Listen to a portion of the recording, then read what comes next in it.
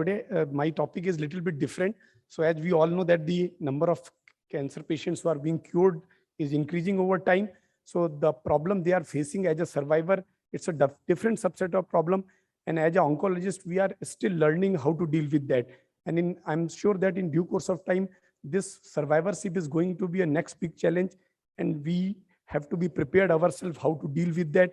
We have cured the patient from the cancer, but what are their psychological, social, sexual, reproductive? There are various issues associated with that. So today's this discussion will be on this young adult cancer survivor challenges and opportunities. So as already mentioned, we have a panel which is Dr. Nandini Menon, who is our colleague and special interest in the young survivor fellowship, especially the testicular cancer. Mr. Rohit, he is online. He was diagnosed with the NSDCT, and I think 4 or 5 years back. And he's survivor. Currently, he's working in IIM Ahmedabad. He is online, and he's a very well motivator and associated with us for last 3 or 4 years. Ms. Divya, she's a psycho-oncologist at Cancer Institute, Chennai, and helps in running the ACT clinic. And we have Nirjari Dalal, who she is a director of the Gunwanti Kapoor Foundation, which helps us in Tata Memorial Hospital on various aspects, social, financial, the psychological. So we will discuss what are the problems we are facing and what are the ways to overcome this. So I will start, and I hope that all 3 panelists are on line. So I will start my first question with Dr. Nandini. So what are the common tumors seen in this age group, the young adults? So is there any different cancers which we see in this group, Dr. Nandini? So am I audible? Yeah. So the most common tumors that are seen are lymphoma, leukemias, and the hematological cancers, and bone and soft tissue tumors, most commonly Ewing's and osteosarcomas. The other most commonly seen tumors are testicular cancers and brain tumors. That is, especially in the pediatrics and the early adolescent age, a significant amount of children present with brain CNS tumors, including medulloblastoma and other rare tumors. And very rarely, especially in hereditary syndromes, rare cancers like thyroid cancers can also present in the adolescent and young adult age group.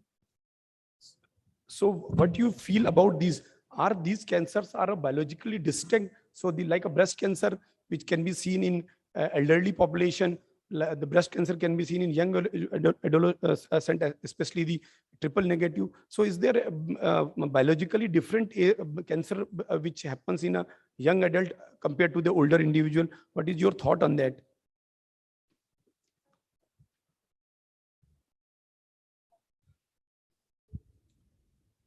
In certain cases, the biology may be different, like breast cancers, there might be higher incidence of triple negative, or in patients with leukemia, there might be adverse genetic, cytogenetic mutations with adverse prognostic outcomes, especially, and also brain tumors like medulloblastoma, when they present at younger children, they usually do better.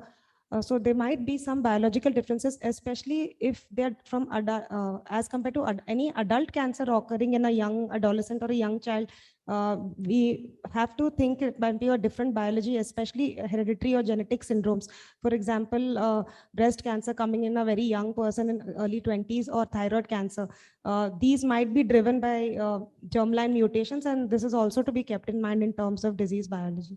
So I think it's very important. The same breast tumor which pathologist sees under the microscope, they may have a different biology. And if you see the 2 graphs, the survival for a particular cancer in a young patient versus young adolescent versus older is different. So under microscope, all 3 will look like a breast cancer, but the prognosis. So what I meant to say that the same treatment which is applied for the children might not be applicable for the young adolescent.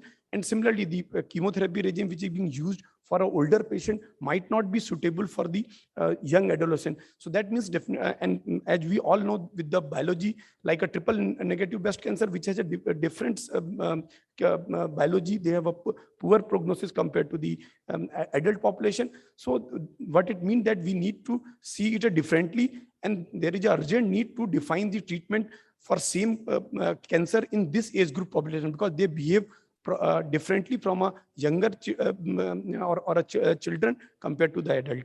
So I will go to the next question. So I think Rohit is online. So Rohit, can I invite you? When you were diagnosed with the cancer, what were your thought that came to your mind, and what problem did you face during the treatment? I think Rohit is online. Yes.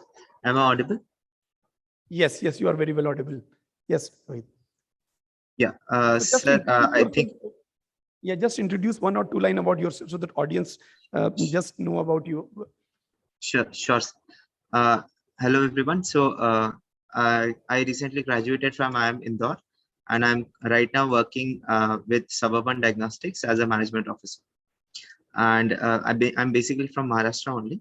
And yeah, so I'm recently joined corporate. So as I mentioned, working with Suburban Diagnostics India. And as a matter of fact, Suburban Diagnostics is recently launching a center of excellence in hematology. So I think it is a relevant topic for all of us.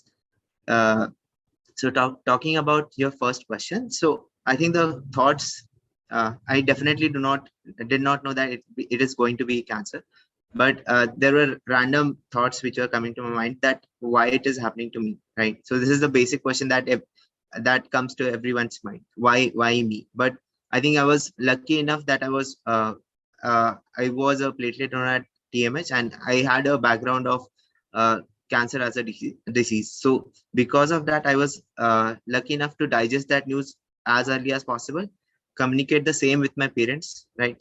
And I think in that area, I was again lucky enough that my father was a doctor. So he was very understanding, and he knew what is going to come later on. So initially, because of my background and what the experience I had with TMS, I think my path was very clear that yeah, this is a cancer, but which is with a very high survival rate, and what I need is a good treatment to get through it.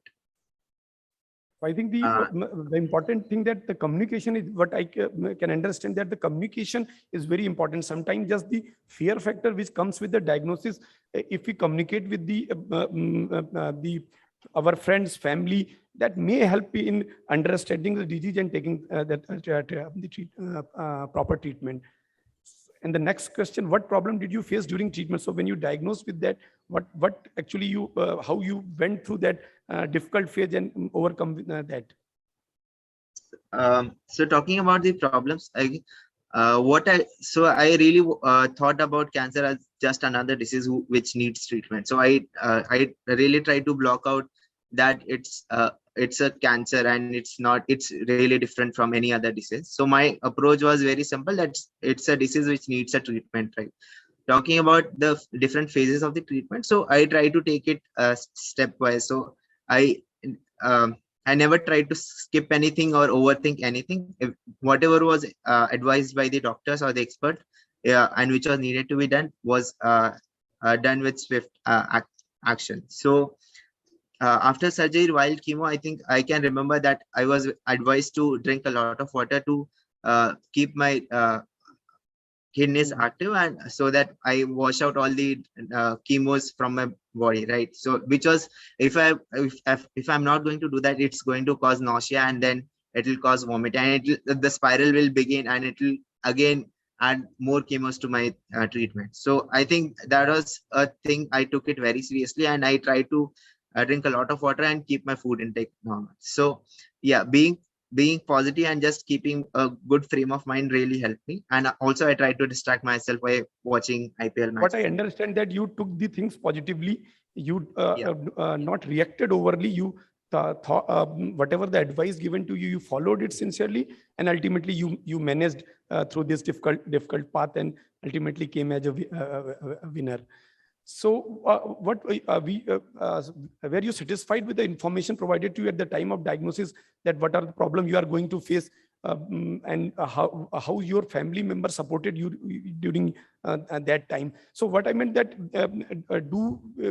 any the help group or the patient support group is really going to help in this patient population understanding their own experiences with each other. So, so what's your thought on that? So talking about the first question, sir. So I was really satisfied with the kind of information I was given during my surgery counseling as well as my chemo counseling. I was clearly mentioned the need of the chemo as well as the side effects it will have going further, and what are the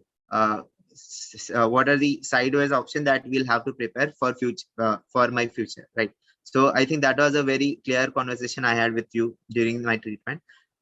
Talking about this support, so I think my greatest support was my father, and it was because I could openly talk to him. But I can understand that not everyone is so open with their families, right? So Yes, definitely support. especially in respect of the testicular cancer, but we have seen that the patient, they may have some pain, swelling in the body, but because of the social stigma in our country, they usually do not express. By the time the tumor grows, I think that's a very important word you said, that be open with the your colleagues, your family members, so that whatever problem comes, it can be tackled early rather than the disease going in an advanced stage. Yeah. So I think I will move the further, and I will like to invite Dr. Nirjari. She is a director of the Gunvanti Kapoor Foundation, which helps our patients in Tata Memorial Hospital in all the possible ways. So there are at least 8-10 organizations working in Tata NGOs, which are a very great help to us. So Nirjari, how your organization or other organization in Tata which are working, or other NGOs, provide help to our patient at who are going difficult treatment at our hospital. So how you and other co-organization helps in this? Sure. Thank you, Dr. Joshi. And thank you, ICON, for having me on this panel. So as Dr. Joshi mentioned, I represent Gunvati Jagannath Kapoor Foundation, and we work in Tata since the last 9 years. And our program is, get towards patient guidance, where we specifically sit in all the OPDs and work very closely with doctors like Nandini, as well as Dr. Joshi and Dr. Kumar Prabhas. And what we do is we provide guidance to the patients in terms of, as you know, and as Rohit has said, as well as Dr. Nandini and Dr. Amit Joshi, as all of you must be aware, the patients, when they come to Tata, the cancer is such a disease that it's not a disease of just the patient, but it is of the entire family. So there's a lot of psychosocial issues which come along with these patients when they are going and undergoing treatment. So the major role which we play is guide them towards how to plan for their treatment. And we see to it that they don't abandon treatment by providing them with whatever resources we can. In terms of financial planning, in terms of, connecting them to various other NGOs, like Dr. Joshi was mentioning. We have other NGOs which work in Tata. Some of them provide financial aid. Our organization provides a lot of guidance in terms of human resource guidance, what forms to fill, where to go, connect them to the social workers, try to do their financial planning. Also, a lot of emotional counseling is required, which Gunvati Jagannath Kapoor coordinators provide, in terms of issues which come up with, oh, how do we cope with certain issues, like, they don't want to talk to. Like Rohit was lucky. He had his father and his friends who were really open to talking about this. But there are people who are not really, comfortable talking it out with their family, or the family is not really supportive of this kind of disease. Especially young patients, which is the AYA group, they do come with other issues, like, now what is going to happen to my education, what's going to happen to my life, I'm not married, is someone going to marry me? So there are a lot of psychosocial as well as social issues which come up in this AYA group. So our organization is geared towards kind of helping the the patients with not just providing financials, but also trying to help them coordinate with their emotional support. We do have counselors on a board who talk about sex and sexuality. We have counselors who, another organization called ICS, which provides help with after treatment care. They help provide education guidance. They provide supportive care after that. So there are a lot of support system in place in TMH in terms of all these non-profit organization. And I think AY is a very special group not just Yes. because they are young and they have a, a more, a better, a better scope of fighting it, but it's also because they come up with other issues which other population of cancer patients don't have. So I think it's a very good thing, Dr. Joshi, that we kind of work with this group exclusively to do different things. Yeah. So if I can summarize that in any busy hospital like Tata Hospital or so we should have some sort of, so in our day-to-day busy OPD we don't have that much time to talk to the patient, listen to their other issues apart from the medical problem. So if, in a long term, the centers which are dealing with this AYA, they should have some sort of very good NGO support, so they the patient and can talk to them, they can able to identify their other issues apart from the medical issues, so patient can have a what we call as a have a building of a confidence in the overall system. So initially when they get a so what I meant to say that apart from the medical care, we should, in centers who are planning to have a AYA, they should have a very good social the backup from an NGO, so they can not only provide the financial aspect but psychological and social support also. So I think that's a very good point, and we are very lucky to have a very good support for from various organizations which are associated with the Tata Hospital. So it's not the only medical care, that what I meant. The patient also needs a lot of psychological support, psychological counseling, especially in the younger population. So with the increasing AY population, increasing cancer patient, we should have in backup in our mind, at least in centers which are dealing this cancer at a larger volume. I think you have dealt with this. You have already talked about the how you provide the financial, and in government hospitals there are various schemes. So what I meant to that say that sometimes the patient might not know, or the family, those who are poor, they might not know these various schemes provided by the government for this group of the patient. So one important which has to be mentioned regarding the HDFC ICC fund. So they provide the support for more than 2 lakh rupees for a patient malignancies where the cure rate is more than 50%. So we have to just work out, and they are expanding their wings. So various other centers which are being registered as a cancer center, they can get this benefit, and with after all the documentation, these patients can get a good amount of financial help if we can work in that way. So now coming the most important aspect, I think CJ on the line. So what are the psychological and emotional issues when the patient passes through this phase, especially the young adult, and how they overcome? Is Dr. Imai online? Yeah. So what are the psychological issues? How the young adult different from the pediatric age population and from the older population, and how they overcome, and how you help in overcoming this? See on the line, Rima.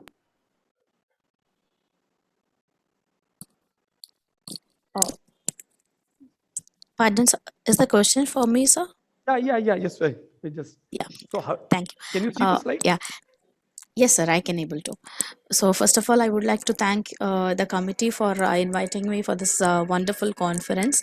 And yes, let's not delay on this topic, which is a very, very interesting one. So basically, I would like to give more emphasis on this particular age group, which is between 15 to 39.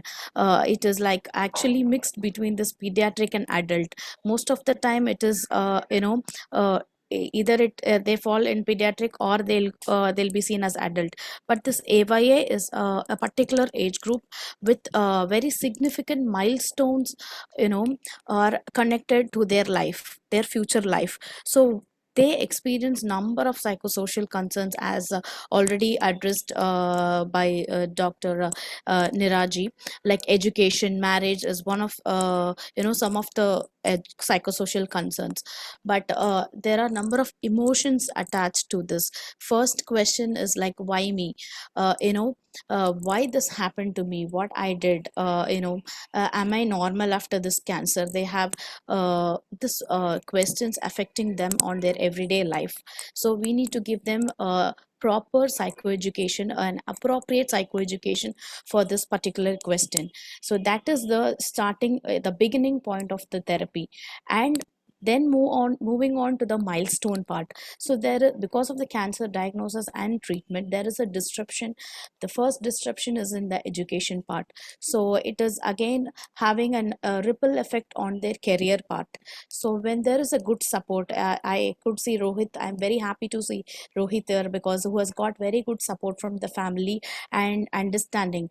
But it is actually not in all case. There are survivors whose family background is not very well, and they are spending a lot of money for the treatment, and when they are entering into the survivorship period, then these effects are in a higher level.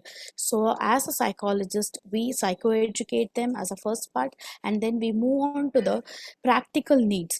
We are actually providing them educational funds. So our ACT clinic is sponsored by Indian Cancer Society.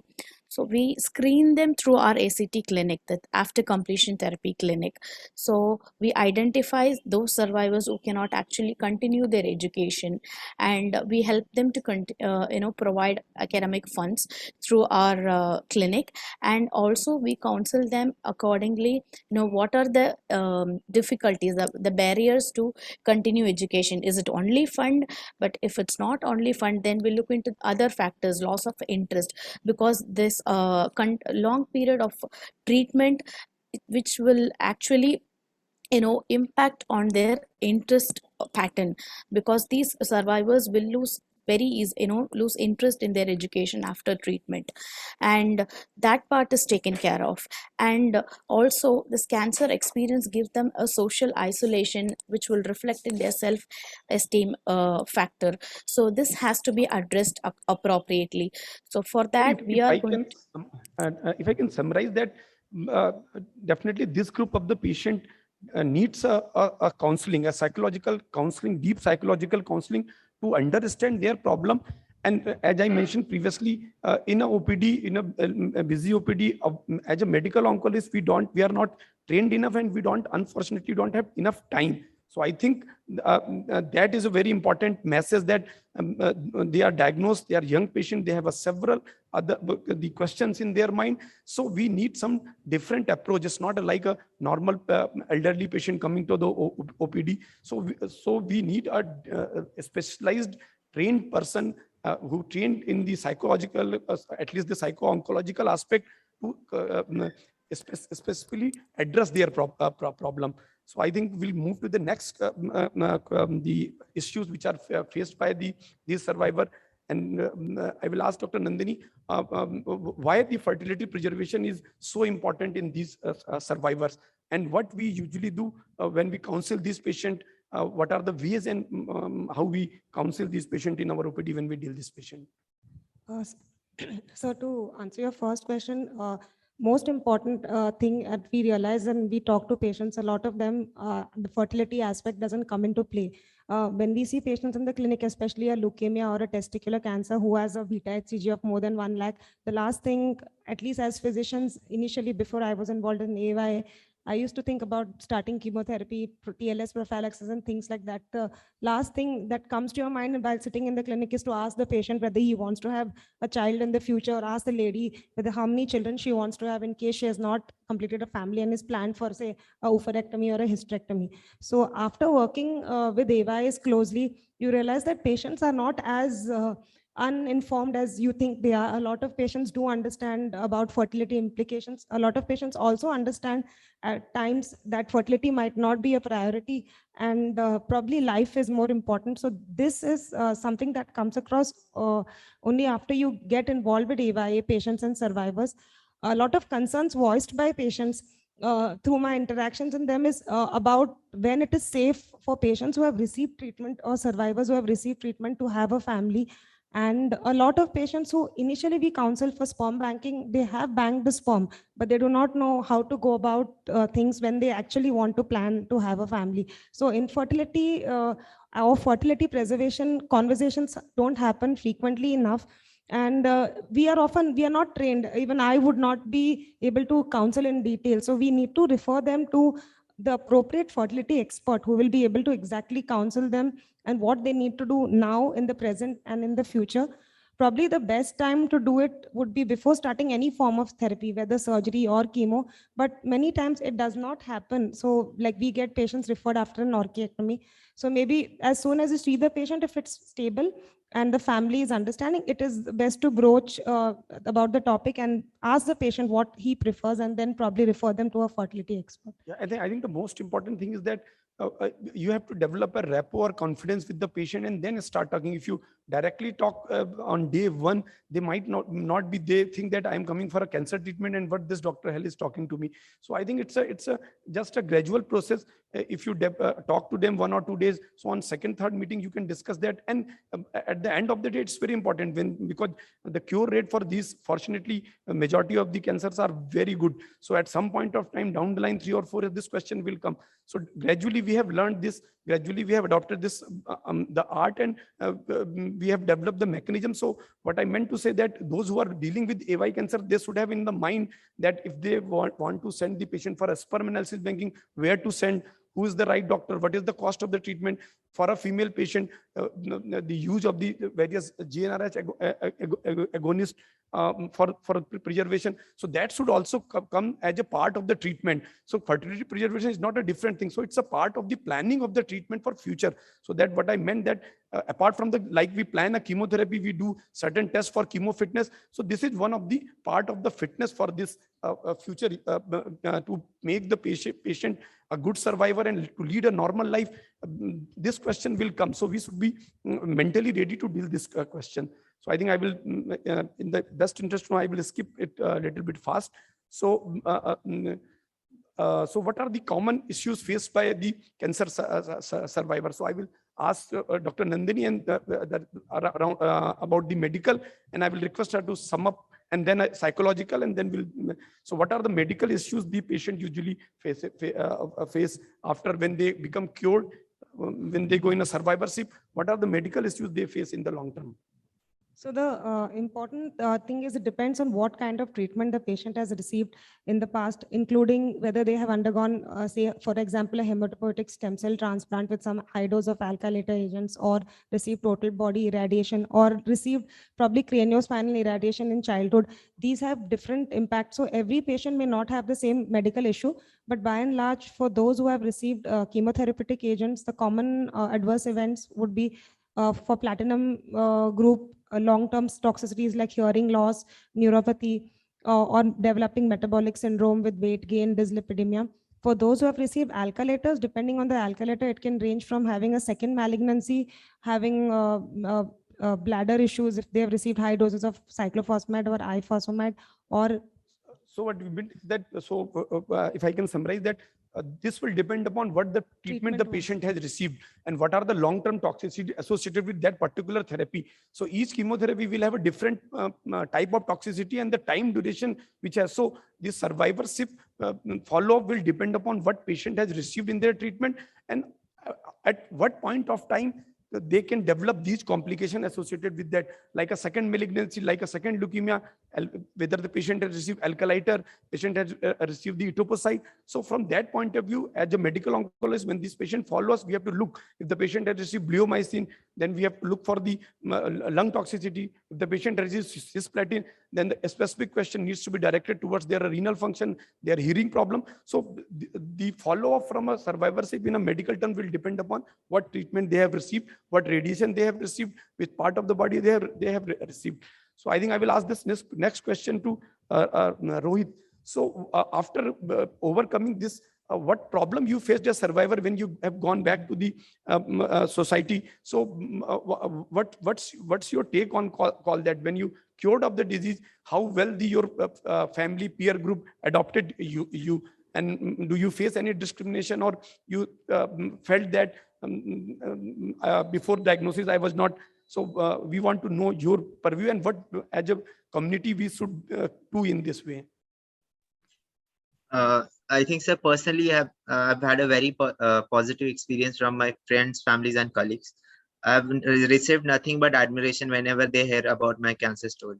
So I think people around me or my social culture has been very supporting, and they have been very admiring about the same. So I haven't received any kind of discrimination about my cancer story or anything like that.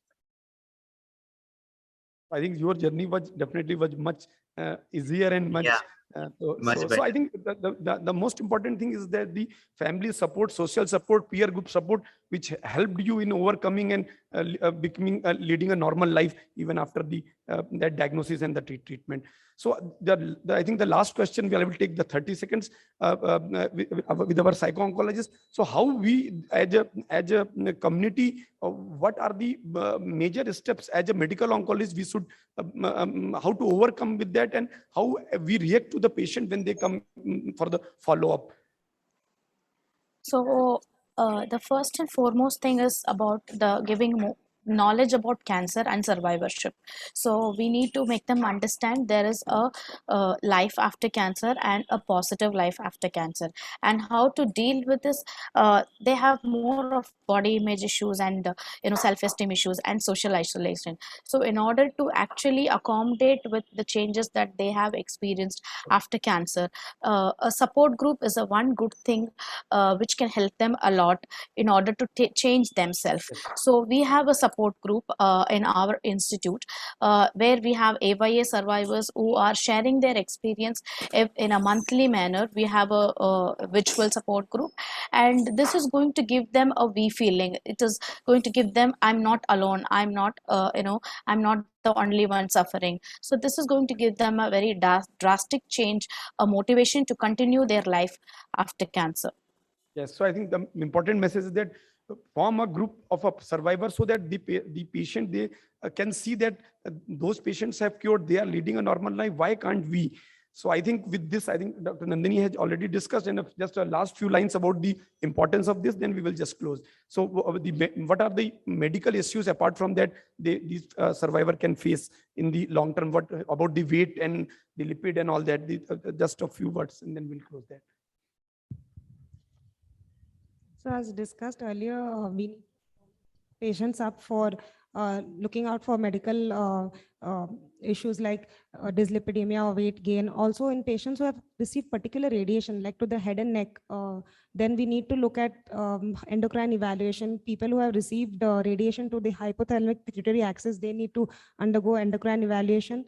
Also, patients who have received high dose of alkylators or etoposide, for example, we need to keep a watch on their hematological parameters, watch for second leukemias. So these are some of the things. A lot of patients do receive cisplatin in many chemo regimens, and annual PTA would be helpful to identify early hearing loss and rehabilitate patients with hearing loss, and counsel them regarding how to deal with the hearing loss. So these are some of the points we can keep. So I think with this, I will end this session, and I thank all the panelists, Nirjari, Divya, and the Rohit, who has in busy schedule has given us some time. And in Tata, we have already started this. We are running a AY clinic. We are trying to, and we have already made a testicular WhatsApp group. So, and with the Gunvanti Kapoor is helping a lot, and this has helped us in understanding and following this patient. So I think the future is good. We all should work. So it's not a one-person entity. We should involve all the concerned people with that. And so the future will be for these patients should be good. Thank you all. And I thank the ICON for giving this opportunity. Thank you.